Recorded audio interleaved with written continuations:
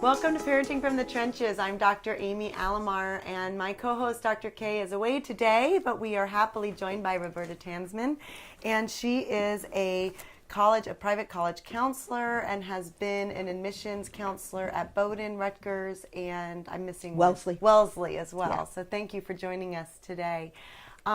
Just recently in the New York Times, there was an article about student stress, and we've seen that happen a lot. Student stress for all kinds of things, but specifically with this article, students kind of working to get to college or super stressed about that looming decision or the application itself or doing things just so that they can go to college, right? So kind of prescribed clubs or adding on certain classes and studying extra hard just for that goal, that carrot, as opposed to learning for learning's sake, which I know is ideal, but that's what we want, as a former teacher. So, I want to kind of get your reaction to that article, and what are you seeing out there with the students you're working with? Are kids really just kind of working for the sake of getting into college, and what are you seeing? What's the landscape? Well, the landscape is very varied, and you have kids whose parents are very supportive, so the stress stays at a kind of lower level. And one thing that is very helpful in relieving the stress is to make a timeline. Starting right before your junior year. What are you going to do that summer that will enrich you? Or if you're an athlete, let's say a soccer player, you go to soccer camp, and that'll give you more confidence and you're going to do better on the team. But as you said, kids are stressed and signing up for things, for clubs that will not do them. Like building a resume for college. Right. Which sounds sort of ridiculous to me. But they ask for it. They ask for it. The kids ask for it. No, the Common App asks for it. The colleges are asking for these resumes. Right. Now, I like what you said. I want to go back. You said before junior year. So for parents of very young kids, it's great to plan for college and think about college, but don't start really prepping till just before junior year. Don't pull that on. Sure. And I know from my own experience with my son, he saw kids taking the SATs this summer. He is a junior this year, so this is prime time. I might be a little behind. He saw some kids taking the SAT this summer, and he came home and asked, should he take the SAT? And we decided, he really said, I just want to enjoy summer. So he just decided he wasn't ready for it yet. But I don't know. So what is the recommendation? Do they need to start prepping before junior year? And you're suggesting just timeline-wise. Sure, time-wise. Let's do interests and sports first and prepping. Probably by the summer after your 7th grade, you and your parents should be able to decide what your passion is. And then what I would do, instead of branching out all over the place, I would concentrate on the passion and developing that. Now I'm gonna push back a little bit, because I think by 7th grade, you know what your passion is. I mean, I wouldn't suggest that. I would say that some people don't know what their passion truly is until they're adults. Well, look, that's a very good point. But there are kids who have been on soccer teams, on lacrosse teams, or they've been doing ice hockey since they were 4, which Avon Farm promotes. Yeah. So that by the time they're finished... So you might have found your specialty or something you excel at. Right. And that you enjoy and that you want to pursue. Right. Okay, so go ahead and do that in the middle school years. Right. Okay. And, the kids who aren't athletic, get involved with the newspaper. Start as a reporter and get involved. So what I'm trying to... Or drama, or an instrument. Yes, that's right. Drama and an instrument. Start trying things. Right. Okay. So you don't have to have a resume that has activities all over the field. Yeah. What colleges are looking for are people who have depth in a couple of activities. Okay. Who have gone from being a reporter, let's say, for sports, to the sports editor of the paper. Now, that's fantastic advice for parents of 5th, 6th, 7th, 8th graders. Sure. For the parent of an 11th grader watching, is it late? Is it too late? Should they panic? No. Never panic. Okay. No. Try not to panic, but look over with your mom or dad. Yeah. You look over all your after school activities and you say, I'm really not all that interested in the Harry Potter Club. Right. I'd really rather do Relay for Life. Right. And concentrate on that. And you may look back with your student and see, geez, we didn't really focus on something, but it seems like you have a pattern here where you've really gotten involved. It may even be something for fun where they've joined a band with, some friends, and it may not be a formal club, but they may have a passion or an interest or something they excel at that may not be a formal club. Right. And so just sort of encouraging and supporting that and recognizing it might be helpful. And kids who have been taking music lessons that have been in the band or the orchestra, that's a very strong position to present yourself to college. And a lot of students, this might eat into the stress bit, but I've seen it alleviate stress. They have someone come in and videotape them. I had a girl who was in the West Hartford Symphony, played the violin. She had somebody come in, videotaped it. At the same time, I called her favorite school and spoke to the orchestra director and said, "Do you need violinists?" Yes, they did. So we sent the video along. Yeah. Now, kids who are really great in art should be assembling a portfolio and do the same kind of thing. So really putting your best foot forward. Really. That's right. Yeah. Now, all right, so the suggestion is, kind of think about it early on, really plan the timeline before junior year. Yeah. How do you broach that topic with kids? Now, I know for our family, it's sort of out there. Like there's this expectation you're going to go to college, and everybody's already asking my son, where are you looking? What do you want to study? And he's very, he's a little hesitant to share on that one. In fact, he's made up a major and a dream school just to kind of close the conversation. Right. So how do you broach that topic for a kid who's maybe a little bit reluctant or maybe talking about it even too much? Like, how do you enter into that conversation as a parent? Okay, as a parent, you might be worrying too much. Okay. So the first thing that the don't parent... worry. Yeah, don't worry. There's a college for everybody. Okay. What I would suggest, instead of running around and looking at different colleges, at the names, at the brands, look at different types of colleges. See where you're going to be comfortable. Is it a small school? Take tours of colleges that are near home. Yeah. Just for the typology. Even if you're not looking at them as a choice. Okay. Right. Okay. You can do that in 9th grade or 10th grade. Go on the tour. Go to a small school. Go to a medium-sized school. Let's say small school like Connecticut College or Trinity. Medium-sized school. So like 1,500? Yeah. Okay. To 2,000. Okay. Go to Vassar for 3,500. And then go to the University of Connecticut or UMass. Yeah. A big school. Right. Yeah. And go to cities, go to probably suburban or maybe rural. Right. Yeah. Just so you get a feel for what kind of campus you want. Right. Yeah. So do you want a big or small school in a rural college town? Okay. Or do you want something right in the city? Yeah. I have a grandson who wants to be right in the city. Yeah. He likes looking at the different buildings. He thinks it's exciting. My other granddaughter wants to be in a suburb close to the city. Yeah, but have like a campus life. Right, but have the campus life too. Lovely. So if you can get that set up, sophomore year, beginning junior year, then you can say, okay, I like a medium-sized Now you school. know what you're looking for, and now you can use your counselor or other people to give you some suggestions. Right. Okay, so I've heard a lot about this fit versus brand, right? Like focus on the fit for the kid, and don't focus on the brand of the college name. Right. Although there are some colleges that all of us have heard of, right? And there's the one that all their friends are applying to, right, and have to go to.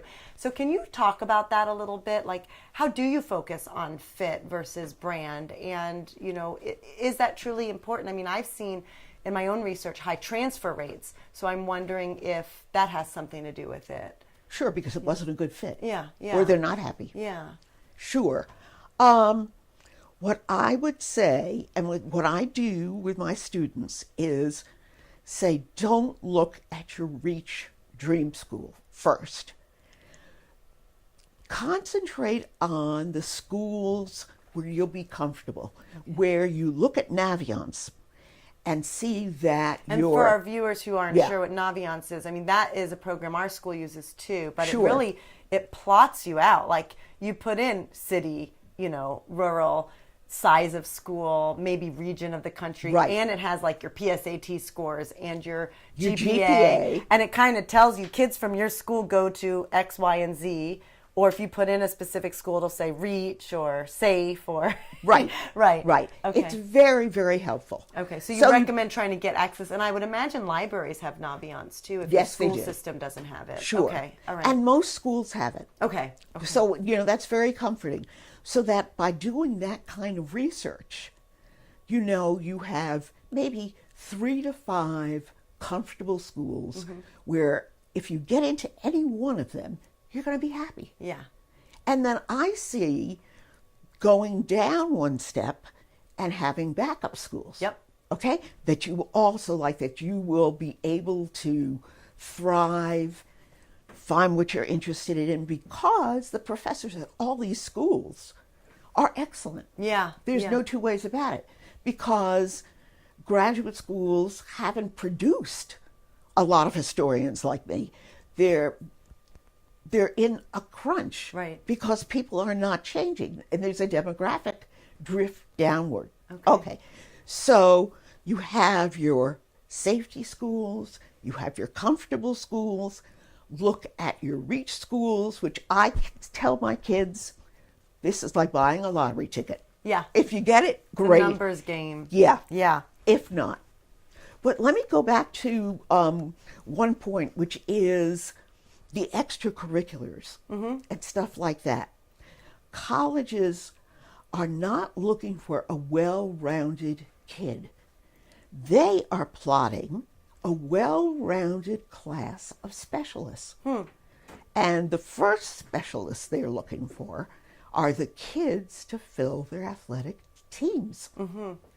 So then once those teams are filled, and there's a very nice number, 60% of the kids who go to Harvard are on teams, go for the teams. Okay? Then maybe orchestras need violinists or clarinetists, and they need to fill that. So they're going to be looking at not the kid who's in the newspaper playing soccer, playing free sports, who's in the drama club, but somebody who is... Although that may make a well-rounded college for another college that's looking... I mean, there must be a college looking for that kid too, right? They're looking... Sure, they're looking for that kind of kid, but looking for something that is special that the kid, or the student, is going to bring to that college. Like, I had a really interesting girl named Sophia who went to a very exclusive parochial school, where right outside of Boston, where they wore the uniforms. Then she'd come home and change and go to a hip-hop school. And she met all kinds of inner-city kids, gay kids, and they got into an international competition. And they were trained really, really hard.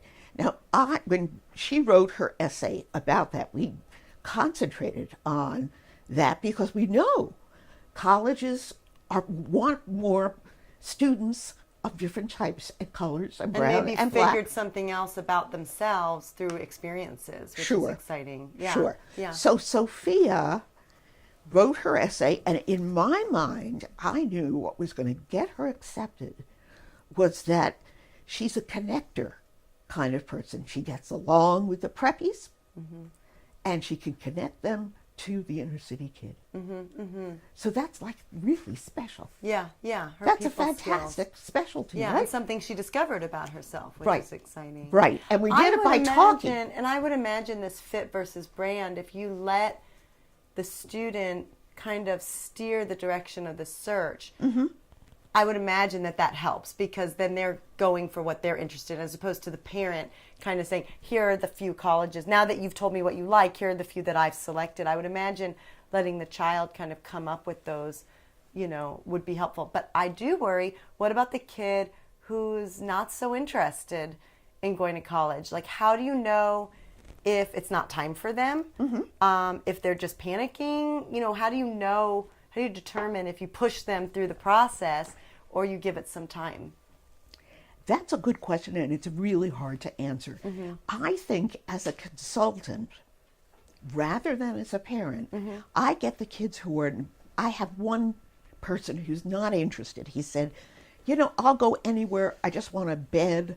I want to just go away and major in physics and become a physics teacher. Okay, but they are willing to kind of go through the process. Yeah, he's right. Yeah. Okay. Yeah, but he's not gung-ho. He says, like, Central Connecticut State University is fine. Eastern is fine. Anywhere is fine that has a good physics department. Okay, but I would see that as a good thing. Like, he's identified some possibilities for himself. I'm talking about the kid who's saying, I really am not interested in college. I'm really not going to apply. So then you can suggest, and I think this is where a consultant comes in handy, because she's a resource person. You can suggest taking a gap year. Okay. Taking a year off before you go to college and applying to college either your senior year, but if you're not really happy with that, going on the gap year and then applying to college. You have till January 1st or January 15th. To decide, yeah. Now talk about a gap year versus like a second senior year, because I know some people send their kids to a second senior year, maybe at a different school, so that they can kind of get a fifth year in. Sure. And some people say gap year. So can you talk about maybe the merits between the two? Okay, I think that's a great question. A lot of people send their kids to like a very good private school, prep school, where they live in, they learn even more how to budget their time, how to prioritize, how to study, so their academics become stronger. They have another year to do soccer or basketball or football, and then they apply, or the coaches from the other schools come and see them. Okay, in contrast to that, there's something called NOLS, which is like the National Outdoor Leadership Training thing. And that's absolutely wonderful. My son's best friend went on that. And that is, it can be hiking in the desert. It can be learning natural medicines. It could be learning a lot about Native Americans and going to different places and interacting and always journaling. Always journaling. So I think that then gives them a perspective and exposure to very different kinds of things that you're exposed to in high school. So that they can make a better decision. And if you were to do something outside of school, you may learn that school is not where you are going to go for the next X number of years. Like, you may discover, actually, I don't belong in college, at least for the next few years, and you may find something else that you want to pursue. Well, you are right on target, because Daniel's friend Tarn, who went on Knowles, decided he didn't want to go to college. His mother's a lawyer. She laid back. What he would like to do is tree work, prune trees, all that. And he's an arborist, and he is. And he's happy, and he has a family, and the mother's identity wasn't so caught up in having him go to. So that's a key point. It's really what drives you and how you define success as a family, I would imagine. Right. So if you say college is the end all be all and the expectation is you will go, that can really set a difficult bar for the child who doesn't really want it, belong there, it's not a good fit. Right. And so I think opening up your definition of success. Now that doesn't mean you have to say you can just, sleep around in the house all day and, not do anything. But it's pursuing what interests you and what will make you a better person and giving back in the world. Right. So I think that focus, sort of defining as a family what your values are and what defines success could be helpful. That's great. And now, you're a private college consultant, so not everybody has access to someone like you. So, we want to encourage our viewers to also think, trust in the system. You said before, there's a college for everyone. But when is it time to consider the use of a private consultant? If you've got your guidance counselors at school and your kids applying and happy, I would imagine, if they're thinking and talking about college, I would think that's probably a good system to trust in. When is it time? You mentioned maybe when your kid is reluctant or... Well, the latest should be junior year. Okay. Because you monitor... But why or with whom? Sorry, I should have asked. Yeah, so what would trigger me to call a private consultant versus using our school? Going to, and and Avon High School is a wonderful public school, great rating. Mm-hmm. The guidance counselors have a lot of students. So if your kid is feeling like a number, is feeling kind of lost. Yeah. Okay. Yeah. Okay. Doesn't really know him well enough. Yeah. Even though the guidance counselor has to write a recommendation. Yeah. One of the three. So she or he has to know him to a certain extent. But I give my kids maybe 2 hours a week. Yeah. As opposed to 20 minutes So every 3 weeks. for the kid who typically needs more attention or gets feeling lost or is maybe a little reluctant, that might be the time to pick up the phone and call. Right. Someone. Okay. Or if the parents are talking with the kid, and I remember this went on in my family with my sister and my parents, if they're talking and they're getting into a conflict all the time. Yes, okay. The thing to do is to hire the consultant and back out. Yeah. And, and leave Take it all. Take it off the table. Yeah. That's right. Yeah. So there's no and conflict. I would just encourage people, I think it's a great resource to have, but I would encourage people to try this system in their school and trust in it and investigate it and talk with the guidance counselors, because you may have a very good resource or asset right there in your school. Sure. Yeah. Now, I think that the guidance counselor is especially helpful. And they have the relationships too, I would imagine. Well, they have to build the relationship. Schools. Yeah. Well, no, they don't have the relationship. No, not really. Maybe one or two, maybe the school they graduated from. But the guidance counselor is really helpful where there has been a big problem in the family. And the guidance counselor will explain the problem, the drop in grades, let's say a very acrimonious divorce. Yeah. All right, that the falling out before the separation is a couple of years. Yeah. And then the separation, the marks go down. Yeah. If there's more conflict after the divorce, the kid is still unstable. And it's really important that the guidance counselor tell the college this story. Yeah. That's they are the place for it. Yeah, that's fantastic. Right. Yeah, good point. Thank you very much for all of your insights. This is the point in our show where we're going to turn to our viewer questions. And so you're welcome to join in if you have some tips.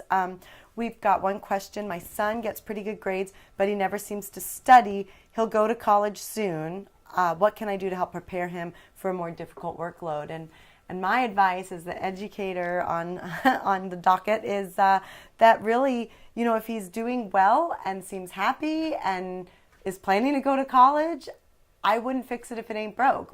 He's going to figure it out. And you may find that if he's doing well at this level and if your school is rigorous enough, that college may not be the big surprise that you think it's going to be. But just having that conversation about what to expect could be helpful. Now, if you don't see him challenging himself, if he's taking sort of easier classes, I would maybe encourage it in that way, maybe registering for harder classes next semester or, upping the challenge in that way. You're exactly right. That's right on point. Okay. Let's say he's taking college prep courses, which don't demand so much, and he hasn't learned to prioritize, and he can do his homework in, study hall and, in an hour at home. Then you suggest, okay, let's do this year, let's move up to the honors level, because colleges are looking, no matter what level college, they're looking that the kid has taken courses that challenge him. Yeah. And really tried hard. So not just the good grades, but really pushing yourself. Yeah. So the move up to the honors Right, or seeking out some sort of academic enrichment if you don't have that. The next one is my daughter's in college and I feel needs mental health help. She's seen a counselor in the town she's living in, but tells me she doesn't really talk about her depression. I don't know what to do because legally she's an adult. And this can be really scary. If you think she's going to hurt herself or someone else, you need to call for immediate action. So you do really need to get some professionals involved. If you feel like this is an ongoing issue and she's seeing a therapist, that's great news. And, it's wonderful. Is. We actually know of a local therapist here who is working on something called dorm room counseling, and that's Mark Lehman, and he leads dorm room counseling where you can do virtual counseling. You don't have to use that, but that's one resource that you may have. And maybe if there's somebody on campus that she could work with as well, that might be helpful for her, because somebody that she feels she can access, and sometimes they have some peer groups she could join. So definitely keep her talking with you about it. Definitely keep her talking about it and encourage her to open up as much as she can. Yeah, I agree. And let me just add that the colleges, the way they're set up, whether it's a huge university like University of Connecticut, they have a resident assistant right on the corridor who you can go to, or who may be seeing her, kind of moping along and not happy, who will then go to the student counseling service. Or take her to the student counseling service. That could be helpful too. And really, she is an adult, so she has to take care of herself, but that doesn't mean you're not supporting her anymore. That's right. And you can absolutely offer that. It doesn't mean that the college isn't supporting her. And it could be that it's fall. And it's hard for her, and she will get acclimated, and she will improve. And so, just good luck, and let us know if it continues. And then the last question we have is do you think that kids should be allowed, I love this one, to have complete choice of their college major and school, even if you're paying for it, and have your own ideas about what they should do? And you can ask me in 6 years after my kids graduated. But I would say, yes, they should have complete choice within reason.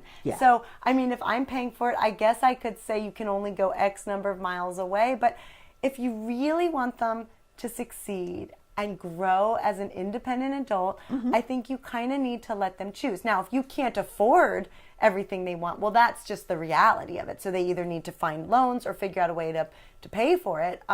If you can't afford, for example, living on campus or something. Sure. But as much as you can, I would encourage the child to choose the school, the major, because this is it. This is their entry, right? This is leaving the nest and their entry into the world. Well, that's true. That's in an ideal world. In an ideal world. Okay, but parents are so worried about the kids graduating and not getting a job. So they're really stressing. Take math courses, engineering courses, science courses, because those to make them marketable. So I'm the liberal progressive educator thinking, but they'll never know what they want to do if they don't explore everything. I agree with you. Right? And so I that is my feeling. But, I guess if you are concerned about marketability, or they know what they're going to do, you could push them in that direction. But the more, I guess my advice would be, the more choice the child has, the more ownership they have, the more eager they'll be to become an independent adult. That's what I would stress. I agree with you. Yeah. Okay, great. We did 3 checks. You agreed. Perfect. Well, thank you so much for joining us. And please like us and follow us on Instagram and YouTube and Facebook. And, join us next month. We'll be meeting on November, I think it's 29th at 10:30 Eastern. And we'll be talking about sexual assault awareness and prevention. Thanks again so much, and have a great month. Take care. Thanks, Roberta.